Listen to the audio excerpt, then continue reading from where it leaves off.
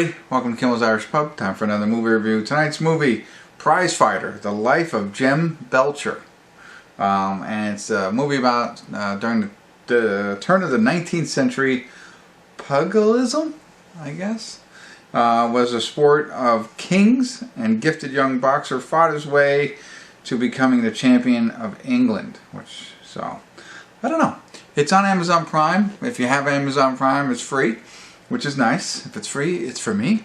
It's 5.5 on IMDb, but only 2,494 people rated it so far. Russell Crowe is in it. Winstone is in it. Matt Hookings is the first person listed. I'm not sure who he is. I mean, Stephen Berkoff I've seen before. Other than that, I don't know. I'm sure there's other people in it, but there you go. Hour and 45 minutes long. So, hey, Russell Crowe, free on Amazon, fighting. Could be good. I don't know. Stick around. I'll be back.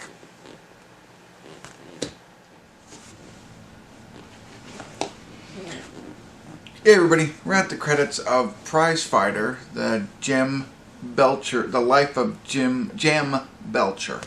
J-E-M, Belcher. I believe this is based on a true story. And no check-in tonight. I apologize. Didn't hold my interest. I was on my phone more tonight than ever before. Started off hot. Started off really good. I'm just going to throw out spoiler alert. I'm not going to ruin the ending, but spoiler alert, I'm going to talk a little bit more about the movie than I usually do. But again, I'm not going to ruin the ending, I don't think. But anyway, just in case, spoiler alert.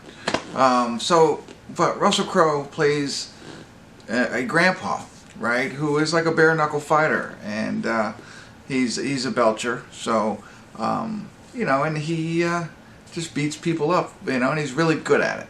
And that held my interest. I liked it. He has a grandson who follows him around. I'm going to say he's maybe 10 years old. I don't know. I'm not really sure how old he is, I guess. Maybe even not that old, but around that age. Follows him around, idolizes him.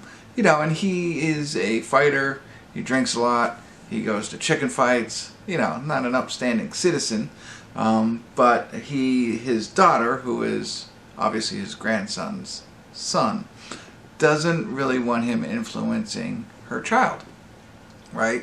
She wants him to be loving and caring and not drunk and fighting all the time. So she kind of asks for the grandfather to kind of go away and not be around him anymore. And and at first he doesn't do it, and then he does do it, whatever, and we just fast forward to 10 years later, right? So this kid who was 10 is now probably 20 years old, and now he wants to be a fighter, right?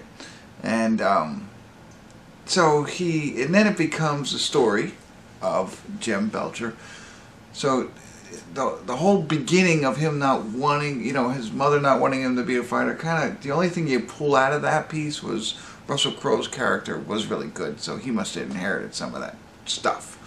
And he becomes a great fighter, as you can imagine, and just like everything else, things start to happen, and he stumbles, and then does he have a chance to come back? That's like every boxing story, so everybody gets risen to the top. Something happens to have them stumble, and then they get an opportunity maybe to come back around. And maybe this actual story is what all those other boxing stories are made of. And it sounds good. I say that, it's funny, as I describe it, I'm like, that's still a really good story. I've seen many Rockies, you know what I mean? I've seen all the Rockies, of course. You've seen all this kind of stuff, and I like sports movies, boxing movies. I like underdog stories. I like all that kind of stuff. Comeback stories, championship stories, all that's there. But for some reason, I couldn't get pulled in. I was pulled in, and I don't want to say because of Russell Crowe, but I was interested in that piece. After that, it seemed like, I don't know, it was very on the surface, is what I felt like. They went through the motions of everything that I've told you about. The rise, the fame, the girls, the drinking, the partying, But it really didn't build that connection to me. I really didn't care for our protagonist. I don't know. You know what I mean? Like, not that I didn't dislike the guy. In fact, when I saw him come into the screen for the first time, when they show him 10 years in the forward, you know, tall, dark, and handsome, I was like, man, a good-looking guy who could fight. You know what I mean? Like, he's got the world. And I was interested in him. And he wasn't, like, obnoxious. He was more humble. So you have the characteristics there to like him. But he didn't pull me in. So it's not like I disliked him. I just didn't get emotionally attached, which I think you should in these kinds of movies, because then you're watching everything and you're like, great, he's winning, man, now what happened? Was he gonna ever make it back? I didn't care. So I don't know. Again, I don't know what that magic is, but that's kind of my latest thing. It's like, do people pull you into these things? And it could be, different movies, different types of movies. They give you that connection somehow, some way, and some it just doesn't happen. So something fell short there for me on this one. Even you watch it to the end, and you're interested to see what's going to happen with this guy. And I put the phone down to see what happened, and it wasn't like, oh wow, nothing. So, interesting story. Nothing wrong with the acting. Cool visuals because it was in the 1800s and stuff like that, and all that kind of stuff. But something was missing there for me. So there you go.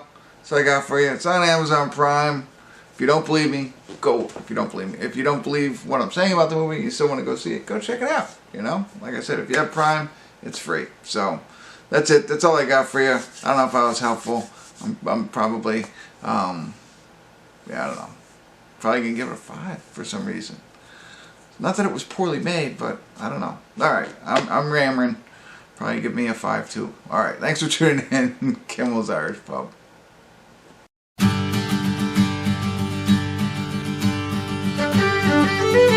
Thank you.